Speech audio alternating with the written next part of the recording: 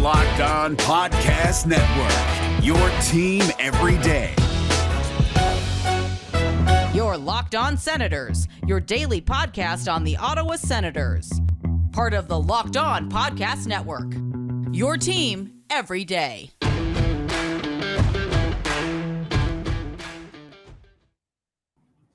Welcome inside episode 378 of the Locked On Senators podcast. I'm Ross Levitan in the heart of enemy territory, downtown Toronto, alongside Brandon Pillar up in Collingwood. We got to let you know today's episode is brought to you by Rock Auto.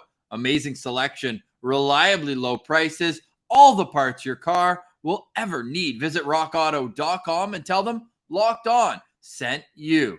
Well, on today's show, we are counting down the top 10 Ottawa Senators prospects who have played less than 25 NHL games. That's an unfortunate cutoff, but it makes sense. We're losing out on guys like Eric Brandstrom, Alex Formenton, Drake Batherson, Josh North, Tim Stützle, all these great players who have already graduated to NHLers, whereas there are still a lot in the system. That's what happens when you're in a rebuild. You have so many draft picks over a 3-year span. And this is a really good list. Good enough that we had to have 5 honorable mentions. So we'll start with that. We'll count our way down. And to finish off the show, the Sens broke their 2-week silence without any news. And they're bringing back an old friend. So we'll tell you who that is. This is the Locked On Senators podcast. Your team every day.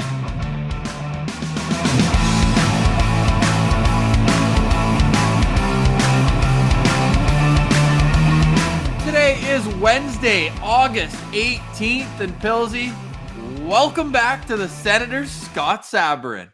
Yeah, this was some welcomed breaking of the silence by the Ottawa Senators. You get to bring back Scott Sabourin, who I was looking at his hockey DB, and I totally forgot that he had over 30 games with the Ottawa Senators in 2019-2020. But hey, he was a fun guy to have around, and that quote of "I'm only here to protect the investments," that's an all-time quote. So you got to love bringing a guy like that back into the system when, like you mentioned off the top, there are a lot of important investments that need protecting here. And out of our top 10 prospects that we're going to get to, I'd say half or more will be playing in Belleville.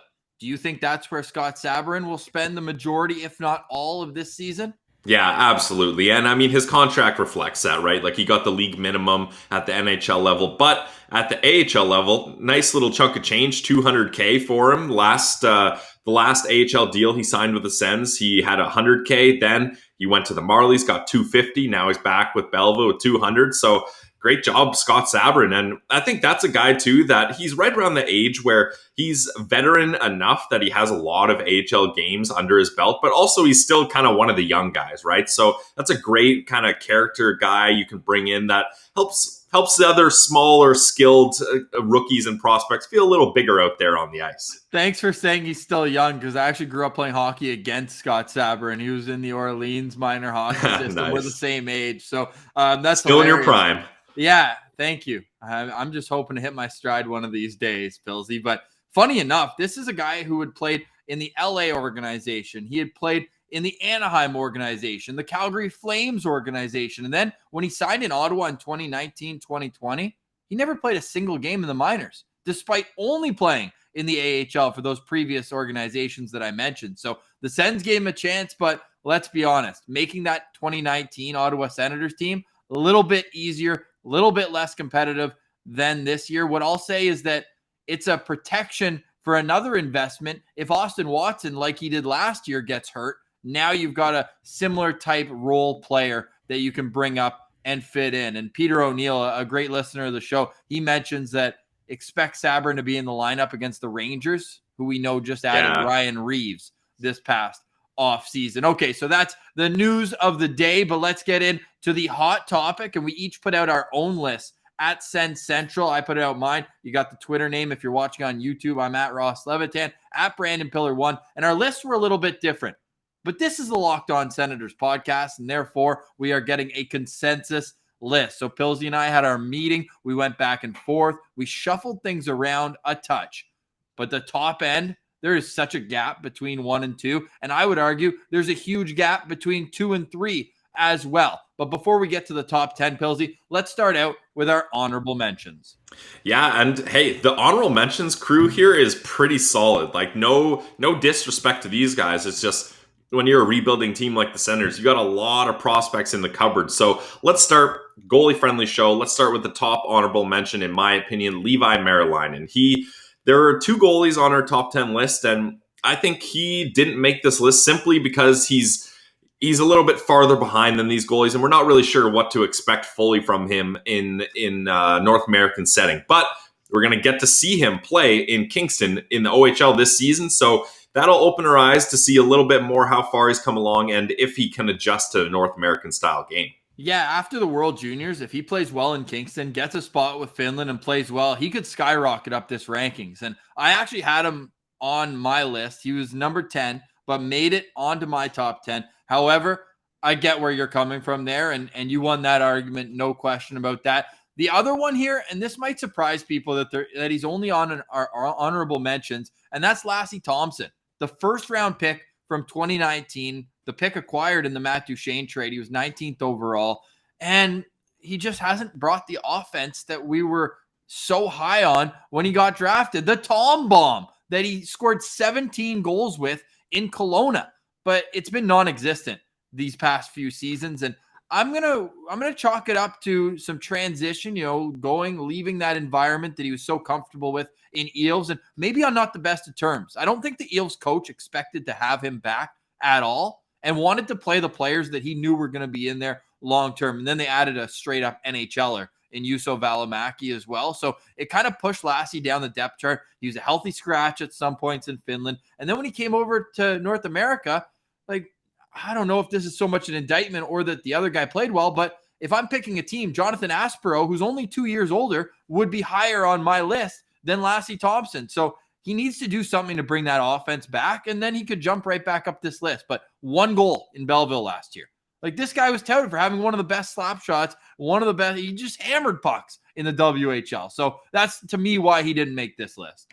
Yeah, I'm with you there, Ross. So we had high expectations for Lassie coming over. And like you said, I think the relationship between him and Eels and how he was sort of committed there, but not really. He was going to come to Belleville when the first opportunity happened. So I think it was a weird relationship there where he didn't really get put in good positions to succeed. Then he gets over to Belleville and a lot of weight is put on him. He has a lot of responsibility and a weak decor to start the season. So he didn't really get the kind of lift off that we were hoping when he came back to North America. Like you said, he had success in Kelowna. So we thought maybe he would get back to that, but it wasn't able to happen. So I think just with the amount of defensemen, too, that the Ottawa Senators have and good quality defensemen, that really pushes Lassie down on this list. So he's an honorable mention, but don't get this twisted, guys. This is not someone that we've given up on or written off. We just think he hasn't got off to the right track that we were expecting.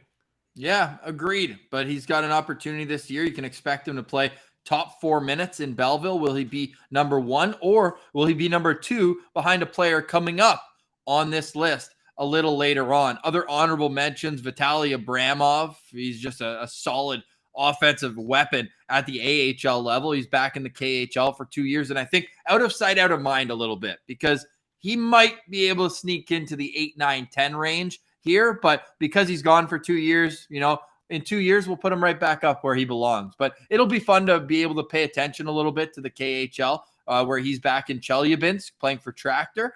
That being said, his spot in the AHL looks like it's taken by another honorable mention here, Angus Crookshank. What do you expect from him heading into this, first full pro season? Yeah, I've got big expectations for Angus Crookshank, and a big reason for that is if you listen to Troy Mann and his thoughts on Angus Crookshank, he was very impressed with him, and I think he's going to give him the opportunity to have a great start in probably a top 6 role in Belleville to start this season, even with some of those veteran guys and other talent. I think Troy Mann's going to trust Angus Crookshank right away, and he'll give him those opportunities. So I don't see a reason why Angus Crookshank can't be one of the top players on Belleville, and he's going to be used in multiple different roles and different scenarios. So Angus Crookshank, again, don't think we don't like this player. We like Angus Crookshank. He's a sweet name too. So definitely a guy we want to cheer for. But the talent here, I think, what's kind of your overall career projection for Angus Crookshank, Ross? Third line guy who can contribute a bit offensively, kill penalties, and be a pain in the ass to play against. Think maybe like Alex Formanton without the insane speed. Yeah. Yeah, that's fair. Yeah, definitely. I don't see him as a top six or even a middle six guy. Definitely third line, maybe one of your the best player on a fourth line, possibly, and that's high upside. Like this, Yep. this is also a guy that I could see just being a very good AHLer and then maybe spending some pro time over in Russia or overseas or something. I'm not sure if he'll be able to crack an NHL roster one day, but also we've barely seen a full season of AHL under him, so there's a lot to be written for Angus Crookshank's story. But we're cheering for him, and I expect a good season out of him in Belleville. And you might say, why is this guy only an honorable mention? He's a goal per game player at the NHL level. But we've got Parker Kelly as a final honorable mention, a guy who wasn't even drafted, but signed as an undrafted free agent. And then he goes out there and he's just been so impressive in a grinding role in Belleville. Remember, he went 18 games before his first goal. We were at all those games working for the Belleville Senators at the time, and his trajectory has just gotten better and better and better. And expect Parker Kelly to build off of that final game from this past season where he got his first taste of NHL action, pissed off Jake Muzzin, and scored a goal. So Parker Kelly makes the honorable mentions, but Pilsy, enough time for the guys who are on the outside. Let's get to the list. Coming in at number 10, it's Rockin' Roby Yarventi. And this is a guy who I had on the outside looking in. Why was it so important for you that he cracked the top 10? Well, I think, Len, when talking about prospects, we look at their top qualities and what separates them. And Roby Yarventi is probably one of the most inconsistent prospects in the Senators organization. Like, we've seen it, right? There's times where he looks like he's a guy that everything his stick touches, he's going to put in the net in under 1 second. He's got a quick release in the slot. And he's the kind of guy who doesn't like to handle the puck a whole lot, right? Exactly. It's on his stick, off his stick, always. Yep, and that's an incredible quality for a guy that, like him, likes to hang around in the high slot, get him set up on the power play. And sound like anybody else you know who played for the Sens once upon a time? Yeah, they're not saying he's Danny Heatley, but I mean, he just knew where to be, and that's how you can make a career out of that. Yeah, we just got to wait for the Roby Yarventi stick up in the corner waiting for a one-timer. That'll probably happen one day, let's be honest. But yeah, here's the thing. Like, I think a lot of people have soured on Roby Yarventi because he fell out of favor in a lot of places. Like, he was a healthy scratch for, the World Juniors when it was crunch time. And that's a guy like, man, we just talked about it. He can score you a goal in a quick second, but if he's not scoring goals, he's not doing a heck of a lot else, which I think it's easy to get down on a guy when he's not scoring goals, he's getting benched, and he's not doing anything. You're like, well, this is a bust. But I think he's a young player who has a lot of growth to go through. He needs to round out his game. But once he does that and he gets put in proper positions to utilize his quick release and his quick shot, I think he can be really successful. And I think maybe he could be the type of player that we were hoping of getting Dadonov would be, right? Like, he doesn't play with a whole lot of pace, but if you get him in the right spot in the power play, he should be able to be your finisher on a top power play unit. And that's the goal for Roby Yarventi. So that's where I hope we see him. And if he can round out his game and get the proper development, which, I mean, he's going to spend time in Belleville with Troy Mann, he's going to get a lot of help. I think he can be a good player. So I'm sticking for Roby Yarventi here, and that's why I push for him to be in the top 10.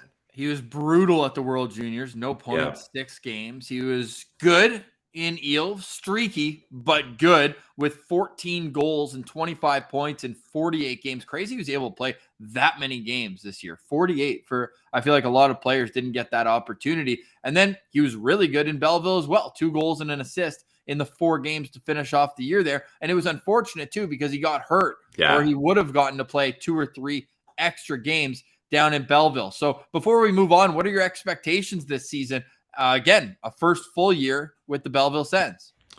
I think Roby Yarventi, if he's put in the right positions and can figure other parts of his game out to allow Troy Mann to get him on the ice more often, I could see him being a top scorer right behind Igor Sokolov. Like, Sokolov obviously has a much better head start and a better shot and a better rounded game. But Roby Yarventi, if he's given the right chances and can stick with it, I really think he could be second on this team in goals by the end of the season, especially if he gets on the power play.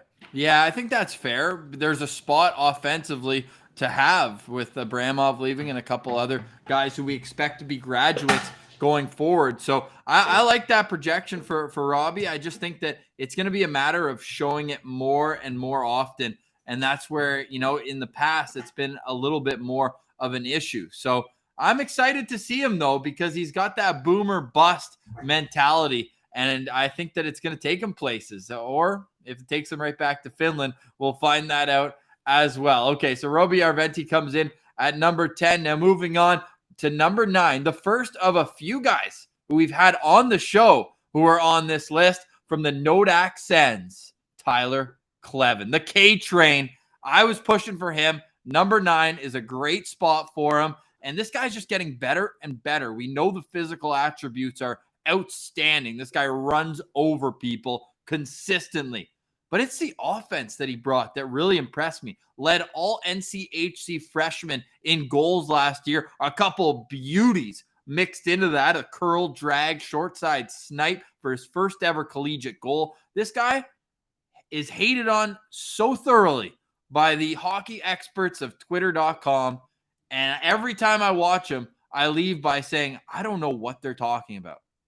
Yeah, and I think everyone who watches the show knows we have a little bit of bias to the UND guys, and we have a bias to, hey, we like that style, that brand of hockey. So does the Ottawa Senators, and so does DJ Smith. And big, hard-hitting guys. And if you come on the show, we're going to pump your tires. Oh, yeah, for sure. Exactly. Friend, guest of the show. So, and that was a great interview. If you haven't listened to it, check it out for sure. 100%. It was a great chat with Tyler Kleven. And, here's the thing. He did exactly what everyone expected him to do. Be a physical defenseman. Be someone that, kind of instills a bit of fear in opponents. Like, they're not going to hang on to the puck too long. He did what he was supposed to do, and then he elevated his game. Like you talked about, he kind of silenced a lot of the people that are saying, yeah, it's cool, you got a big, mean defenseman, but there's no offense here, and he's going to be a liability defensively. That didn't happen at all. He stepped up. Plus 11 in 25 games, real defensive liability. Yeah, and that's the thing. Like, he showed that, yeah, maybe you've seen my highlights of my hard hits and all that, but there's more to my game, and I'll prove it at a higher level, at a collegiate level. So I think the potential for Tyler Kleven is much wider than people who have only seen his analytics give him credit for, in my opinion. So he's a guy we had to get on this list because, sure, maybe his projection tops out as a bottom pair NHL defenseman, but damn, is he going to be an effective bottom pair NHL defenseman if he's able to continue on the path he's on. Yeah, I don't want to use this as like a Sens player comparable, but he's got some Eric Greiba qualities to him. Yeah. Like big, rangy. Greiba was a right shot, Kleven's left, but still, like, he's the kind of guy where you have to know where he is when he's on the ice, or else you end up looking like Lars Eller in the playoffs. So when you're Tyler Kleven, I'm just excited to see this next step in his development. And we've spoken ad nauseum about this on the show, but Tyler Kleven went from being no chance of making last year's World Junior team. He makes it, only plays 2 games, has an assist. He's +3. He contributed in those minutes. He also laid 2 outstanding hits where everyone in the building, and no fans, but all the players are looking around like, did he just do that? He's a monster on the ice. And now he's projected to be a top 4 defenseman, not only on North Dakota, now that Matt Kierstad has moved on to pro hockey, but at that U.S. World Junior team as well, a team that's going for a repeat. And he's going to be one of, I believe, only 4 or 5 returnees. So he's going to be leaned on in a leadership role. And as Pierre Dorion said, we want winners in this organization. And Tyler Kleven has a World Junior gold medal now around his neck. And guess what? He's also got a Penrose Cup because UND was the winner of NCHC hockey last season. So we're big Tyler Kleven guys. We're going to defend him on our Twitter account at Sens Central. And he's got, great family as well. Talk about just a class act. After we had him on the show, his dad DM'd us just saying, thanks for having him. That was awesome to see him open up like that. So Alfie is a big Tyler Kleven guy too. If you want to see Alfie, go on our YouTube, check him out. On last Friday's episode, we were able to, we hit 250 subscribers. So Alfie made his appearance. Our next play is once we get to 500 subscribers, someone who comments on multiple of our videos will be getting a signed Ray Emery Binghamton Senators card. So if you haven't already, head to our YouTube, hit the thumbs up on the video, leave us a comment, and you could have a Ray Emery autographed card in your collection. Okay, back to the countdown we go. Coming in at number 8, please don't call him Gus the Bus. It's Philly franchise Filip Gustavsson.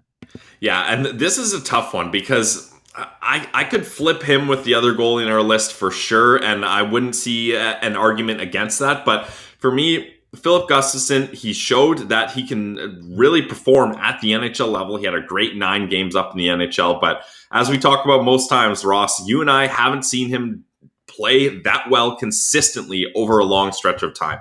All his seasons in Belleville have been mediocre at best, and he had a lot of goal support, let's be honest. There were nights where he was letting in 4 or 5 goals, and then luckily Alex Formenton, Josh Norris, Drake Batherson would come back and win the game in overtime for him. So there was games where, yeah, sure, his record looks all right, but his goals against and his save percentage didn't look great in the AHL. Now, do your AHL stats define who you're going to be as an NHL goalie? Ask Andrew Hammond. No, that's not how that works all the time. But there is some reason for concern for me. And before I fully kind of anoint Filip Gustavsson as the goalie of the future, I'd like to see him pull together a longer stretch of consistency.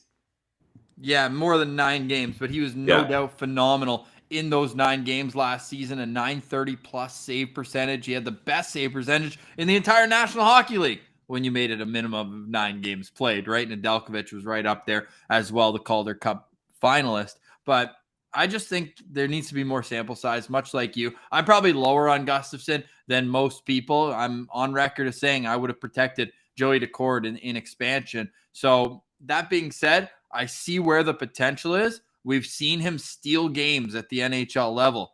And you can't say that about Bad Sogard coming up on this list, right? He hasn't had the opportunity to, but there is just that confidence that needs to continue to grow for Gustavsson, because in Belleville, he didn't have it. You mentioned that there were times when he let in a lot of goals. Well, a lot of those goals were early on in the games too. And that's a backbreaker for your team. What do we talk about throughout the season? Momentum goals. First 2 minutes of a period, last 2 minutes of a period, and the 2 minutes following a goal for either team. You need to shut the door in those moments. And if he can do that, then he's going to be a great NHL goalie. Doesn't have the size that many guys do, but he does have the pedigree, being drafted where he was, being the goalie of the tournament at the World Juniors. So those things being considered, I think that 8 is a fair spot for him on this list. And we wonder, though, because Ottawa has Anton Forsberg, if he's going to be making the drive from Belleville to Ottawa a few times this year.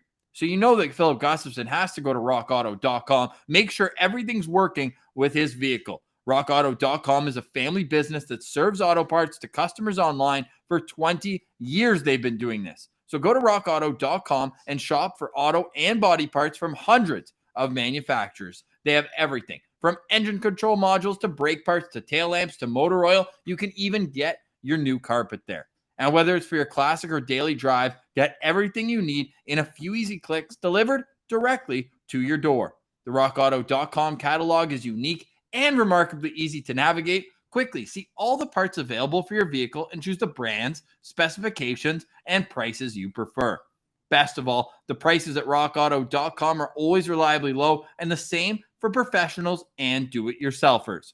Why spend up to twice as much on the same parts? Don't do it. Go to rockauto.com right now and see all the parts available for your car or truck.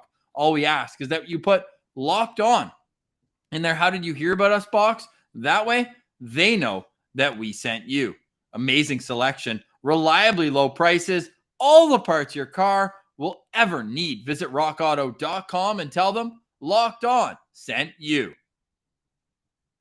All right, Pillsy, to 7 on the list we go, and it is a friend of the show, a friend of the media world. This guy is a complete beauty off the ice, but he improves again and again and again every single season. It's Igor Sokolov, the Shark himself, and what an impressive rookie pro season for him.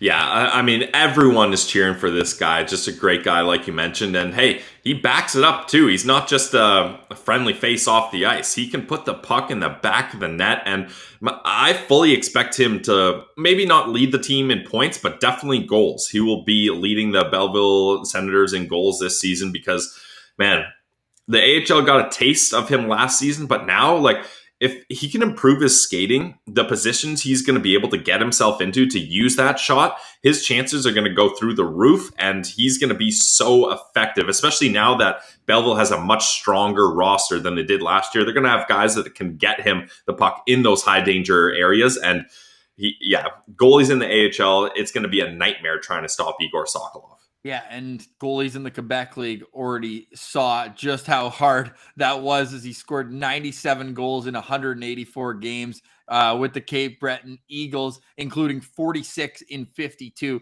in his final year before turning pro. This year, took him a few games to get his feet wet, and that was to be expected. But once he did, oh, did he ever. And it was just a barrage of goals, and they all seemed to be picking corners from the half wall. And hey, if he can get a little bit more net drive to his game, then he's going to go from 7 to maybe top 5 on this list because the tools are there and you know that he's working on his skating day in and day out. They've got a great program going in Halifax where he's working out with Drake and a bunch of other, pros and guys who are working their way up to the NHL level. So he's surrounded by a great support system. And I think that is only the apex of what can be for a guy like Igor, and we're cheering for him. I mean, there's no question about that. This guy is the easiest player to root for, maybe in this entire Sens prospect pool, especially when he was a double overager in the draft. So passed over, and that wasn't going to stop him. So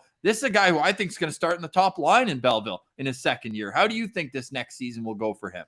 Yeah, definitely top liner. Like he is their finisher. Like he's the guy. Get him the puck and he'll finish the play off for you. And man, 35 games played last year, 15 goals, 10 assists, 25 points in 35 games. That's pretty damn impressive for your first season in the AHL. So I think I'd be shocked if he doesn't get at least 20 goals, probably even closer to 25. Ooh. A lot of those are going to be on the power play. Like, man, this he's the guy to watch in Belleville this season. Like there's players we're interested in, but for as far as excitement, and if you're like, if you're a casual fan, maybe you're not following along like how the prospects are doing and all that stuff, you just want to cheer for Belleville Senators goals. That's the guy to keep your eye on. No question. Quickly before we move on, will he make the NHL team out of camp?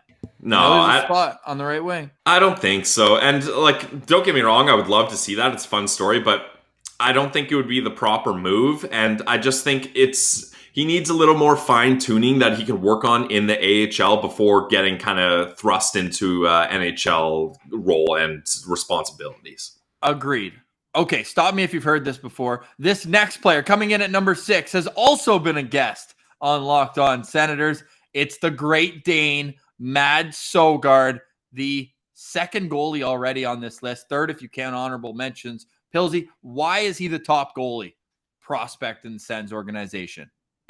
I'll start with maybe some bias is maybe the reason. Like you said, guests on a show, big, tall guys like that. Usually we're definitely leaning towards, especially on the back end and in goal. But the thing is, he's not just size. Like he's size with silkiness, like he can move smoothly around the ice. He's not one of those big lumbering goalies where he's just like, well, here I am. I hope the puck hits me. Like he's not just kind of standing in the crease and just using his size. Like he can read the play. He's stopping rebounds. He smothers the play when he has to. This guy, again, we talked about the small sample size with Gus, small sample size with Mad Sogard, but a 7-0 record speaks for itself.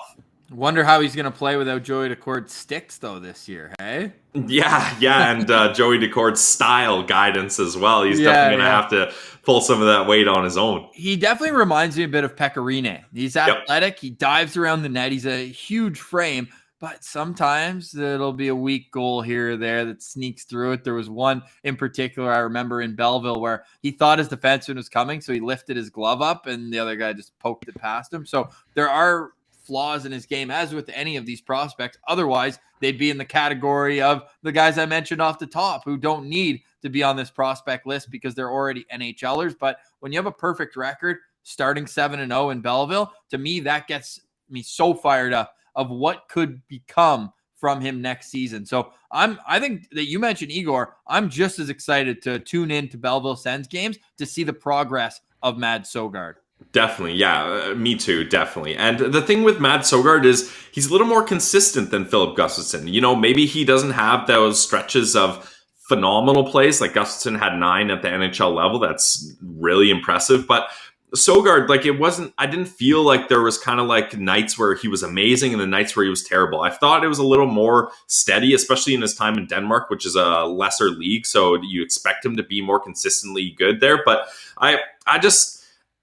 for me, just watching him, I just feel like he's got it and he's gonna learn very well. And when you've got that frame, it can cover up a lot of mistakes. Like the goal you're mentioning, I think that was more of a miscommunication thing rather than like a pattern in his game. You know, that's one of those things where, and Ross, we're goalies, so you can kind of understand this, is if you know your defenseman well, you know that he's going to be the type of defenseman that's going to want that puck or doesn't. And maybe Søgaard at that point wasn't sure what that defenseman was trying to do with that play. And he thought he wanted the puck, but he didn't. And then there was miscommunication there and it looks bad. So those kinds of things happen when you join a new team. I expect Mads Søgaard to have all those kinks figured out. And I don't anticipate a lot of goals like that happening. I do anticipate, however, a lot of Belleville's success directly tracing back to Mads Søgaard. We know Gustafsson's probably going to be still in the mix there, as the NHL, it's a little, it's not clear right now who's going to be the backup. Is Anton Forsberg the guy, or can Gus win a job out of camp and then put Forsberg on waivers? There's lots of moving parts in the crease. Okay, to recap so far, we're halfway through our top 10. Coming in at number 10, Roby Järventie. At number 9, the K-Train, Tyler Kleven. At number 8, Philip Gustafsson. At 7, Igor Sokolov. At 6, Mads Søgaard. And coming in at number 5, we'll make you wait for it because, Pilsy, you've got a word from our friends at Built Bar. Oh, yeah. Guys, do not leave Built Bar out of your daily workout routine. They are going to help you with the health benefits, and it's a nice little reward. It's a nice little treat after your workout. You got to go to BuiltBar.com and check out these protein bars. They're the protein bar that tastes like a candy bar. I've been saying it for years. Built Bar has been one of our first sponsors, and they've been with us the whole way. Good protein bar, good podcast. It's a great partnership, and we want you to enjoy both the Locked On Senators podcast and Built Bars. So head to BuiltBar.com today, and we're going to hook you up with the promo code. Use the promo code LOCKED15, and you'll get 15% off your next order. But there's so many amazing flavors to choose from. How do you decide? I'm going to steer you in the right direction. Check out the orange flavored Built Bar. That is Pilsy's pick of the day. If you like chocolate covered oranges, you're going to love this protein bar. There's 17 grams of sugar, only 130 calories, and some amazing flavor to go with it. So go to BuiltBar.com. Use promo code LOCK15 for 15% off your next order, and you are going to get a chance to enjoy one of the many amazing flavors like orange Built Bar. Built Bar, the protein bar that tastes like a candy bar. We'll bet you love it. And we also bet at BetOnline when we're looking for a little wager in the world of sports. They have every single thing that you want to bet on. An NFL season is already on its way. Preseason's already began. And that's the one sport where they take up a day of the week. So why not get into the action and put a little parlay down? Pilsy's parlay. Maybe we'll have to bring it back for the first couple weeks before NHL gets underway, because for me, the NFL is the perfect parlay sport because you can get one 1 o'clock game, one 4 o'clock game, and then if you've hit both of them, then the night game just becomes all or nothing. You can quadruple your money just off of that. So we want you in the action, and so does BetOnline. They're a great partner of ours here at the Locked On Podcast Network, and because they're offering you one of the best welcome bonuses in the entire industry. 50% welcome bonus on your first deposit. Here's how you go about getting that. So go onto your website browser or your desktop. You can do it on your phone as well, and sign up for a free account at betonline.ag. now that you're at the website, go sign up, and there's a little box that says promo code. So where you see that, you put in promo code locked on. Promo code locked on. And if you put in $200, when you hit deposit, you get $300 in your account. Bingo, bango, bongo. That's $100 free dollars there, right there for you. You put in 100, that's 50 free play dollars in your account. So there's no question. You obviously have to bet it to win it, to earn it. And that's not going to be a problem because you've got Pilsy's parlay of the day coming up. I think we'll do one on Friday. We'll get you on the road again because it's been a while. Pressure's on. Pressure's on. But the key, though, is that you're in the action. Don't sit on the sidelines and use our promo code locked on. That's promo code locked on to receive a 50% welcome bonus with your first deposit. It's Bet Online, your online sportsbook experts. All right, Pilsy. So the top 5, and funny enough, 5 of these 10 players have been on Locked On Senators. 6 if you include Tyler Boucher, whose dad, Brian, joined us. That's our first YouTube video, so feel free to go onto our YouTube channel and check that out there. But coming in at number 5, a player who plays much like Tyler Boucher, who we'll get to, it's Ridley Gregg. Now, I put out a tweet yesterday, Pilsy, saying let's not be surprised when Ridley Gregg makes the Ottawa Senators out of camp. What are your thoughts when you hear that? I don't think it's going to happen, but I mean, if there was a guy, don't be surprised. Yeah, fair, exactly. That's a good cover up there. But if there's a guy that could do it, it could be Ridley Gregg because we know they're a little weak in the center position, and we know that Ridley Gregg plays a style of game that DJ Smith likes, right? Like he's going to play with pace, he's going to play with some edge, he's going to play with some chippiness, but he can still be responsible and still contribute offensively. Like when he started the season in Belleville, he was one of the best players on the entire team. And he was a rookie coming from the WHL as a young kid. So 160 pounds. And he didn't play like a 160-pound kid, though. He played with about 25 extra pounds of muscle, of courage, it seemed like. And I really... It's tough with Ridley Gregg because the whole WHL situation, right? Like he's not going to be able to go where he wants. Yeah, he's not going to be able to go where he should be, right? Like he should be in Belleville, in my opinion. I don't think there's anything left to prove. Like that WHL bubble, I'm looking at the stats right now. 21 games, he had 10 goals, 22 assists, 32 points. So 32 points in 21 games. Like he doesn't need to be down there anymore. He should be in Belleville. So that's the tough thing. So I would like to see him in the NHL, but I don't think he's ready. But also, I don't think he should be in the WHL. So it's such a tough conundrum when you're looking at Ridley Gregg. I think he impressed the hell out of Troy Mann down there in Belleville too. So I think that just based off of that, he could get a 9-game look. And that would not take a year off his contract. Then he goes down to Brandon, will be a top player in the WHL, and hopefully get a chance to represent Canada at the World Juniors. Canada's going to be stacked this year too, and you wonder where the underagers, Bedard and Shane Wright, will fit into the mix there. So I wonder if that could affect it. But again, he'll carve out his own role, being that penalty killer, that pain in the rear end to play against, and be able to contribute a bit offensively. Let's not skim past the fact that he was well over a point per game player in the WHL last season. So he's improved leaps and bounds since his draft. Remember, after Christmas in his draft year, he just went off and his numbers were outstanding. And then last year, 32 points in 21 games, and then 3 points in 7 games with the Belleville Senators. So he's a guy who I don't think is going to play the whole year in the NHL, but I think why not get him a taste, just like they did with Formanton. Going back even further, Zibanejad got the same treatment. So why not just give him a little taste? So that's where I stand with Ridley Gregg. The only thing is, I think it would be really tough for Pierre Dorion and DJ Smith to look at their NHL roster and possibly see center depth of Josh Norris, Shane Pinto, Ridley Gregg, and Colin White. Like those are young centermen. So it'd be tough to roll out a lineup like that to start the season off. Well, Chris Tierney's probably going to find his way in there too somewhere as kind of the more veteran guy.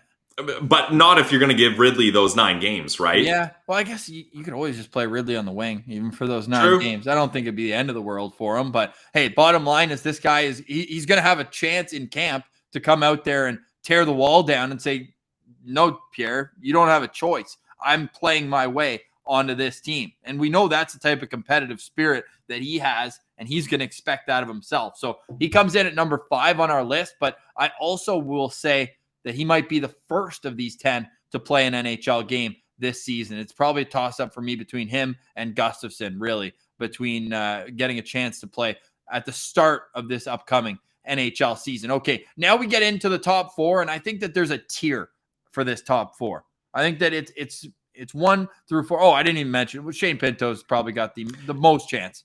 I was going to mention that too. Yeah. Anyways, we're not at Shane Pinto yet. We're at number 4, and it's JBD. Yeah, you know me, Jacob Bernard Docker, coming in at number 4. Got a taste of NHL action, but I don't want to put as much stock into 2 games at the end of a season where he's coming out of college and he didn't look 100% comfortable. And that's okay. He's a young defenseman getting his feet wet in the NHL. But this guy, night in and night out, was the best defenseman on his team in college hockey. This guy, he plays so steady at both ends of the ice. And what's underrated is the offensive contribution that he can make on any given night. Yeah, I think sometimes people overlook his offensive abilities, myself included. But I really see JBD as kind of the quiet, steady type. Like, I don't want to fully compare him to Chris Phillips, but that style of game where you're like, oh, I didn't really notice much from him today. Oh, yeah, he just quietly played 25 minutes and shut down the other team's top line. Like, it's not like there's like emphatic moments where he's going to lay a big hit or have a big scoring opportunity or anything like that. He's just going to be solid and breaking up plays before they happen. So those big highlight reel defensive plays don't even need to be had. So I really see JBD as having I think he's going to have a phenomenal year in Belleville, and Troy Mann is going to love this kid.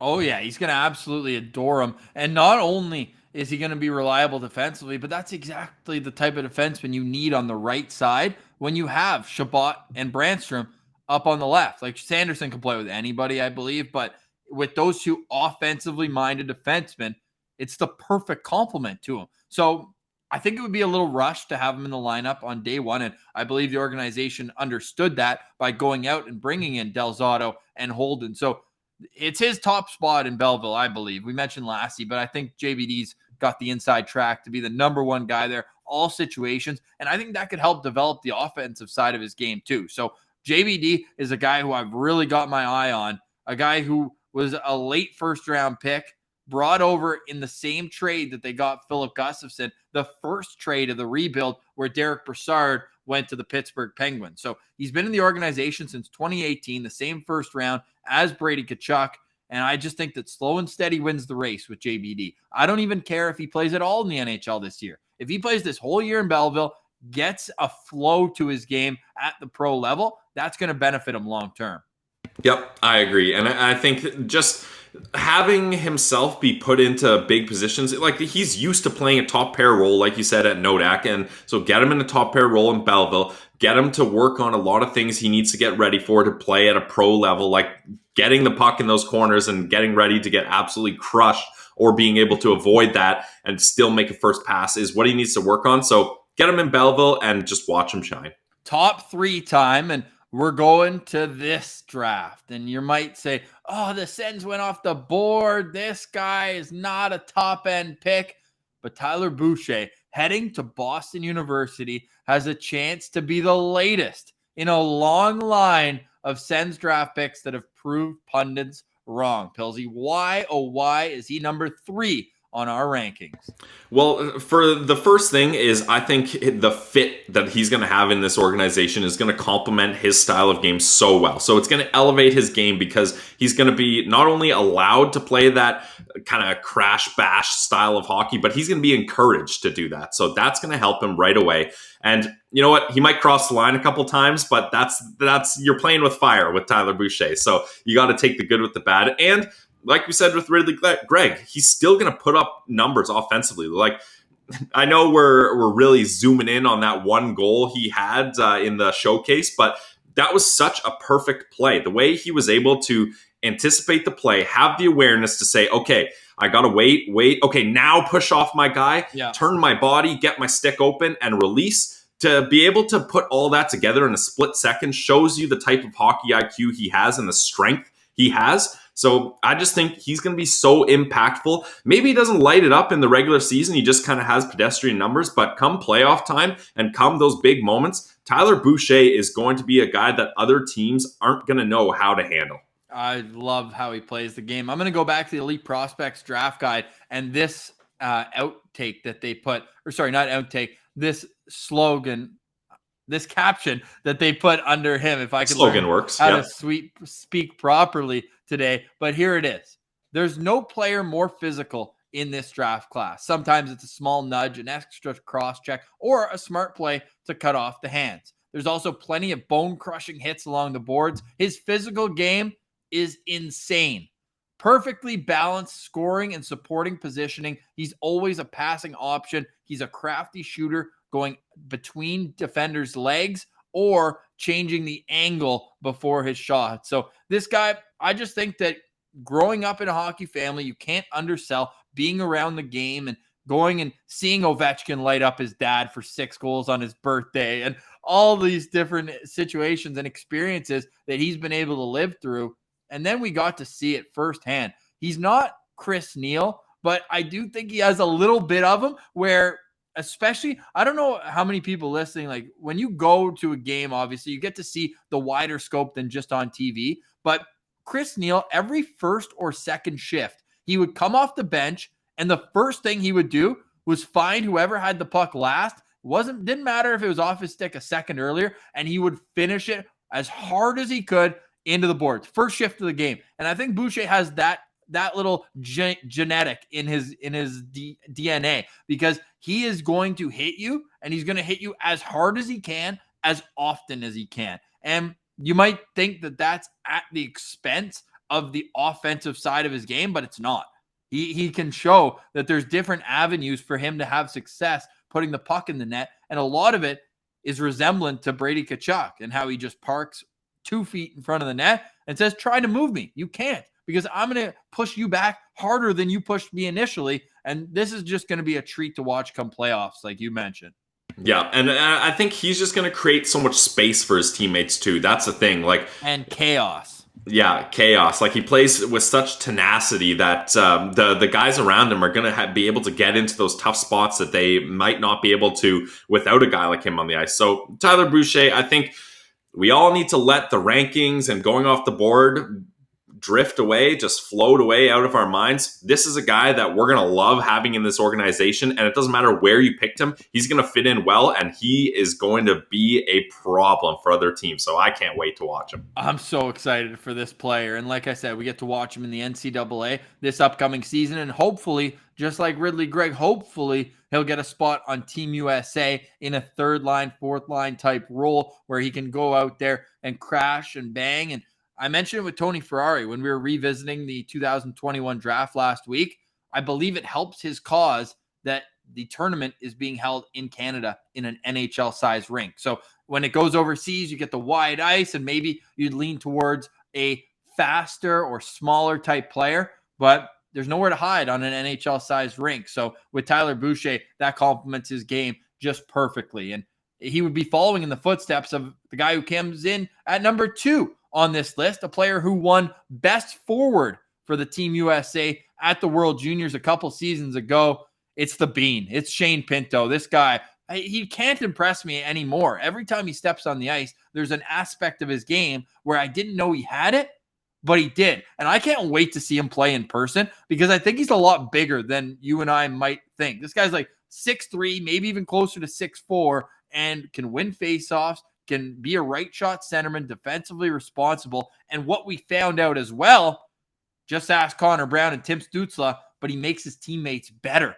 7 points in 12 games playing with those two guys. What can we expect the next step in this unbelievable ascent to number 2? If we did this last year, he probably would have been 5. If we did it the year before, he would have been 9. And if we did it right after his draft, he probably would have been 15th. So this rise has just been astronomical. Yeah, and I think the thing with Shane Pinto is I don't think we're going to see like a steady, sharp climb in his projection, because he started at such a high level. To be a second line centerman coming out of college in the NHL just just seamlessly transitioning into that starts your floor at such a high level that there's not too many big improvements that we're waiting on and expecting. Like, if he can just continue his play like this, we're going to be happy to see him in the exact position he was in at the end of last season. No? Face-offs at the NHL level. We Yep. knew he was 65% in college. It was unbelievable. Snap him back, Shane, as we like to say, reference him on Twitter when he would make these unbelievable, and all these goals come right off of his one face-offs. Like, he snaps it back, bang, bang, and it's in the back of the net. Like, he needs to get to that level at the NHL. Nobody expected him to come out of college and be a 55% guy. Yeah. He was 40%. He was down at the very bottom. And hey, that's to be expected. He's going up again. You mentioned playing top 6 minutes. He's going up against John Tavares one night, and then the next night he's up against Philip Deneau, and the next night he's up against Mark Scheifele. So these are guys who have experience in faceoffs. And in Vancouver, he was up against Brandon Sutter. I think they were head-to-head in the faceoff circle. These are guys with hundreds of NHL games of experience. So as he gets stronger, it's only going to help him out.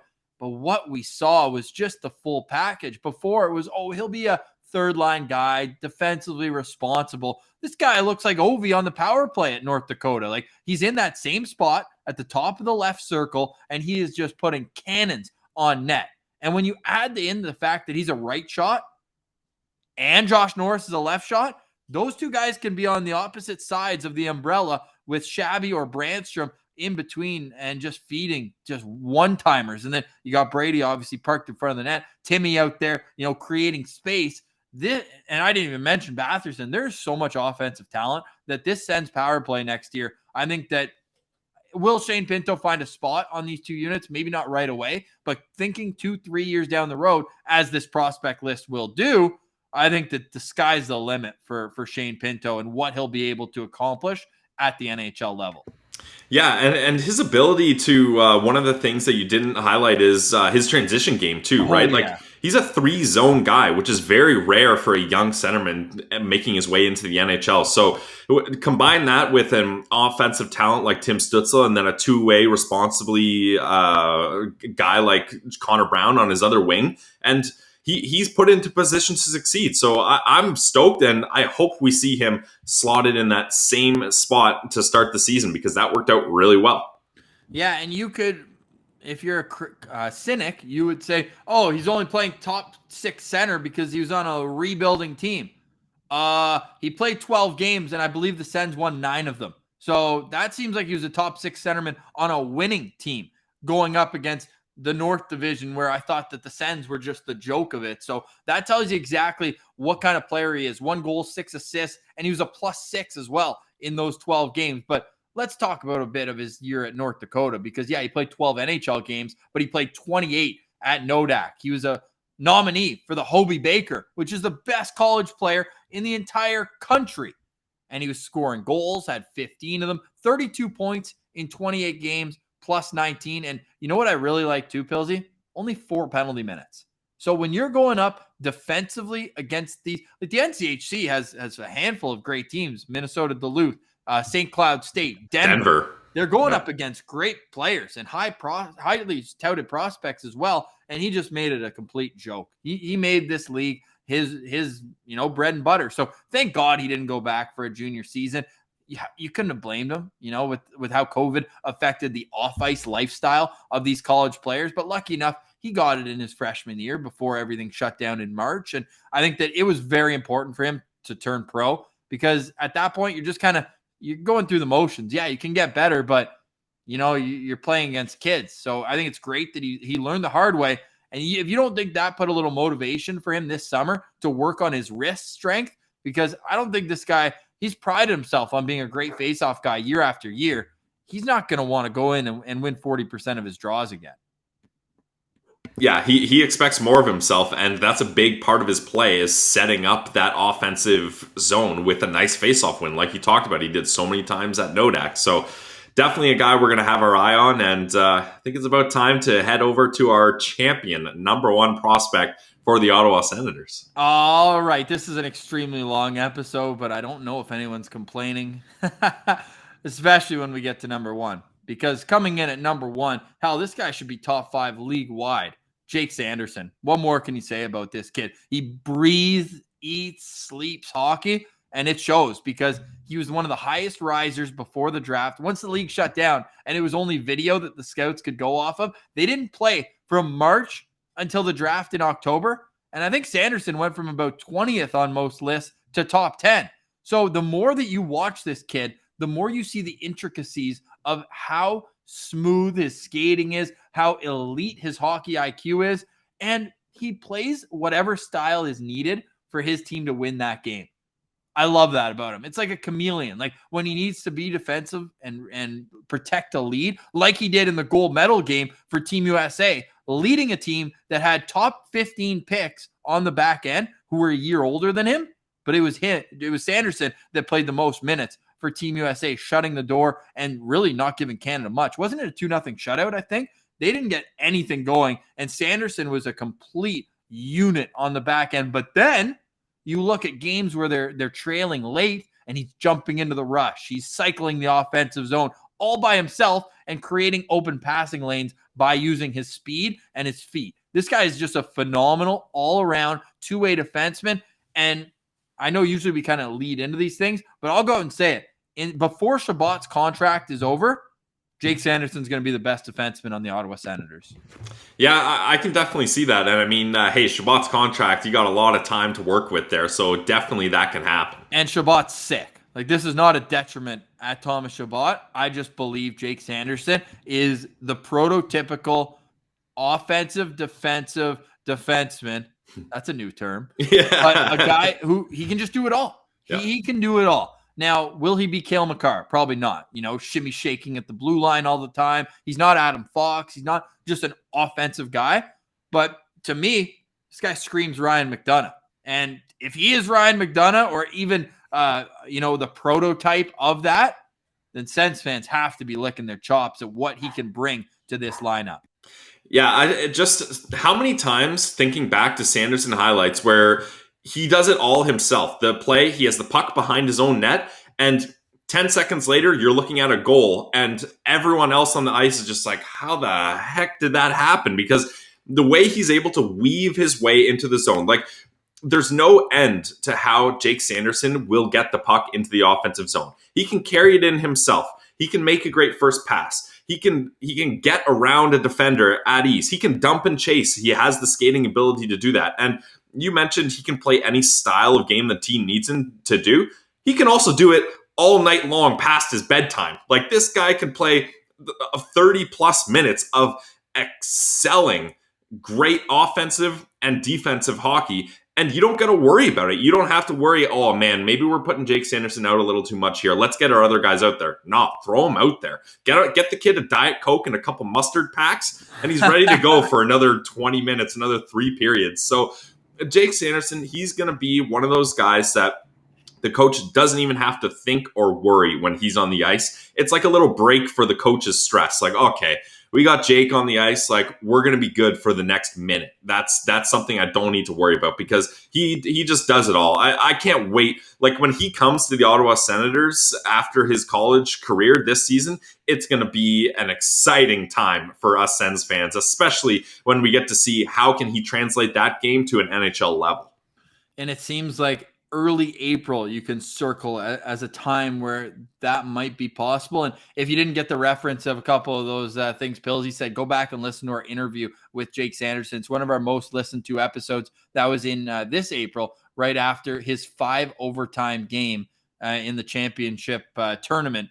That didn't obviously go their way, but hey, he is so much fun to watch. And I'm going to be right beside his stomping grounds this year. So expect a lot of up close and personal interviews, and not only that, but scouting reports, because I'm going to be boots on the ground, just like Pierre Maguire says, at some North Dakota games this upcoming season. But you look at the trajectory of a guy like Cale Makar, and it's very similar so far to a guy like Jake Sanderson. I'm not saying they're the same players at all, but Pillsy, Cale Makar jumped up double in points from his freshman year at UMass to his sophomore. So what are expectations for Jake Sanderson to be the best defenseman in the country?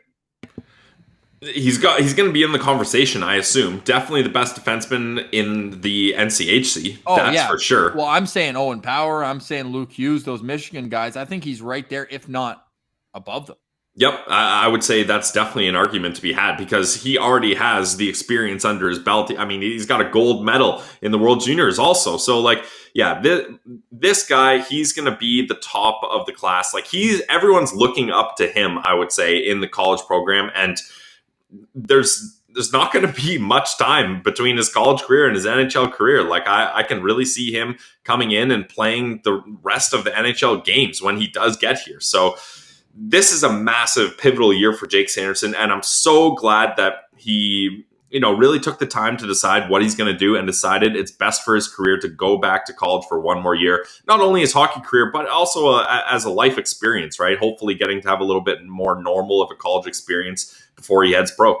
Hopefully he gets his own room because he had to stay in JBD's room when we were interviewing him last season. He had 2 points in 7 games, but was +7 at last season's World Juniors.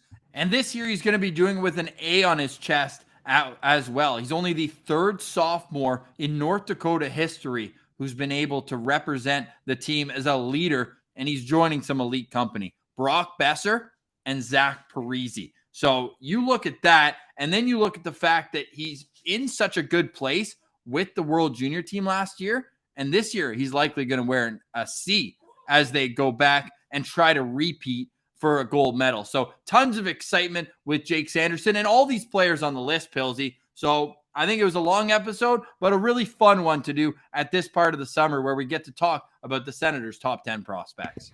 Yeah, if you asked me before if we were going to go long, Ross, I probably would have said, yeah. I'm not surprised at all that this ended up being a long episode, but it's a great conversation. And head on Twitter, tag us at Sens Central, and make your top 10 list. See how it compares to ours. A bunch of people have been doing that. So if you haven't done that already, do it. Comment it on the post that we post on this podcast episode on Twitter and see what differences you have and what disagreements you have. Hey, we're making lists, so now you can get mad at our list, just like we usually do.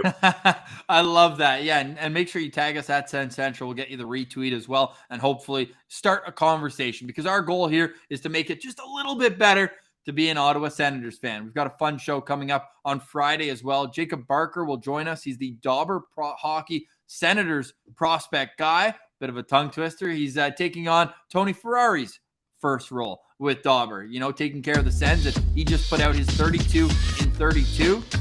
So we're going to have to ask him his thoughts, not only on our list, but everything surrounding the Sens youth. And then next week, we had teased it this past week, but next week we will get into our Sens organizational rankings, another list for you to get upset at. But for today, we say goodbye. Hope you had a great day. Thanks so much for listening or watching on YouTube. For Brandon Pillar, I'm Ross Levitan. This has been the Locked On Senators podcast, your team every day.